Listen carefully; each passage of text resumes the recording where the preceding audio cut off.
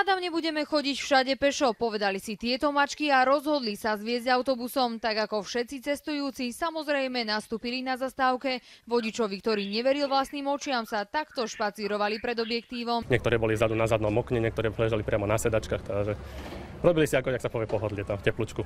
Nebolo to však prvý raz. Na tejto zastávke ich už musel vyháňať nejeden vodič. Takmer každý deň nastupujú medzi 8 a 11 a najradšej sedia čo najbližšie pri radiátore. Dneska som tam zastavil a nastúpili mi do autobusu. Listok asi nemali. Určite nie. Boli takí čierni pasažieri, by sa dalo povedať. Na zastávku, kde mačky bratislavským vodičom pravidelne nastupujú, sme prišli aj my. Najskôr ich tu nebolo, no ako náhle sa otvorili dvere na autobuse, mačka sa zrazu objavila. Do každého chcú. Hádajú, asi niekto ich tu krmí, niektorí šoféri.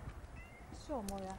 Dobre sa ti jazdí? Proste zvyknuté na ľudí, mali sme taký pocit, keby ich tam niekto vyhodil. Mačky vyzerali čisté a dobre živené. Niektorým ľuďom dokonca prekážalo, keď ich vodiči vyháňali, kým tí bratislavskí prevážajú len cestujúcich a sem tam túlavé mačky či psi. Na internete koluje aj toto video s obrovským hadom čakajúcim na svoj spoj. No a niektoré zvieratá sa MHD zväzú aj nedobrovoľne. Katarína Kúlová, televízia Markíza.